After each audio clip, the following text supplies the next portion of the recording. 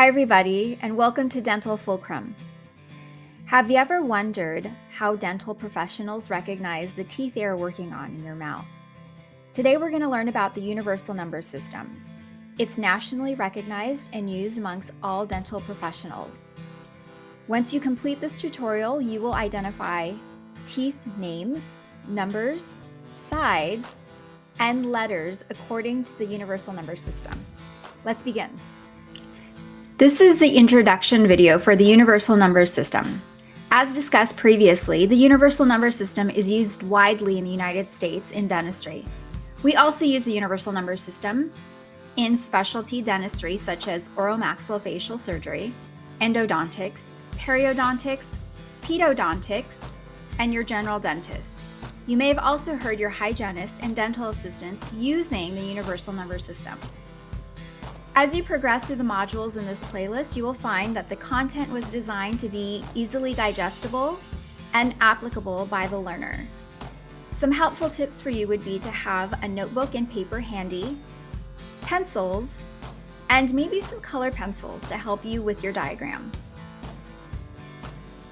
Okay, so before I move on to the next video in this playlist and learn about the universal number system, I want to invite you to follow us and subscribe to our YouTube channel, Dental Fulcrum. I also want to invite you to visit our website, dentalfulcrum.org. There you'll find information regarding the dental community, courses you can take, and how you can become a dental assistant.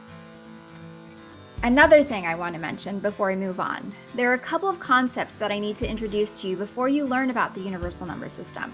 Now they're very quick and easy, but they are very important. First thing you're going to learn about is sides. We're going to learn to identify how the dental auxiliary operates according to the patient's sides. We're also going to learn about dental arches as well as quadrants. So let's begin. Grab your notebooks, your pencils, and I'll meet you at the next video.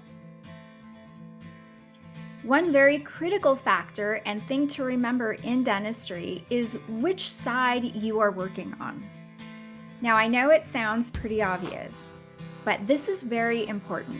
And it's important for you, the dental assistant or auxiliary, to understand which side you're working on. So one very easy way that we identify the side that we are working on is according to the patient's side. So if I were the patient, this would be my right side, and this would be my left side. Now, you are facing me. This appears to be my right side or your right side.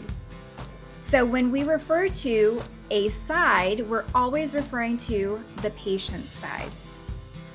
Assistants typically work on the patient's left side. So your positioning will always be on the patient's left side. Now, the only caveat to that would be if the operator were left-handed, in which case the operator would work on the patient's left side. More times than not, the operator side will be on the patient's right side, however. So pause this video now and practice with a friend, or practice by placing yourself in a chair, acting as a patient, and identifying which side is the patient's right side and which side is the patient's left side. Okay, good. I'm glad you had the opportunity to practice and identify all three sides, including the assistant side, the operator side, and the patient side. Continue to practice identifying all three sides and act as both the operator, assistant, as well as the patient, because this is going to help you identify these working zones that we're going to talk about next. Before we talk about working zones, let's understand a little bit about the face of a clock. Every working zone is identified according to the position of the patient. We've already discussed that we can identify where the patient's right side and left side is. Now, if you are the assistant and you're working on the patient's left side, and if we identify the patient's face as a face of a clock, then this would put the assistant at the working zone of 2 to 4 o'clock. If you were the operator working on the operator side, this would put you in the working zone from 8 o'clock to 12 o'clock. Another common zone you might hear of is known as the static zone. This zone is located from 1 o'clock to 2 o'clock. You will commonly find the dental counter in this area, maybe the computer for the operatory. You may also locate dental materials, instrument trays, and many times the dental unit hoses would be located in this area. Lastly, let's identify the transfer zone. The transfer zone is located at 6 o'clock just beneath the patient's chin. This is also known as the bib area. It's very important that you identify this zone, but more importantly that you utilize it when you begin practicing in dentistry. The transfer zone is where you will practice transferring instruments back and forth between the operator and the assistant. This is also the area where you may transfer dental materials and dental accessories like gauze and brushes. It's important that you use this transfer zone to avoid any mistakes from happening or accidents that may occur that may harm the patient. Okay, let's recap. In this video, you were able to identify sides, including the patient's left side and right side, the operator side, the assistant side, as well as working zones.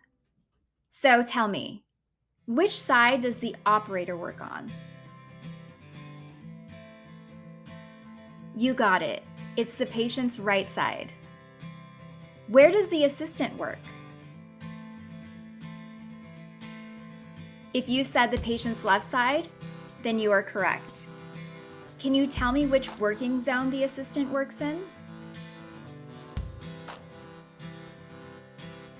If you said 2 to 4 o'clock, then you got it. Where is the transfer zone?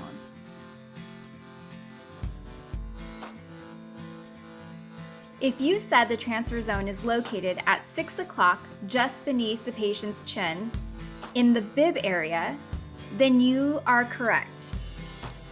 Excellent! Looks like we learned something today. Continue to practice identifying all sides, including working zones. This will help you in preparation for the next video, which is dental arches.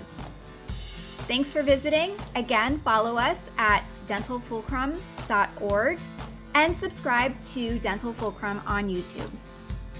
See you soon.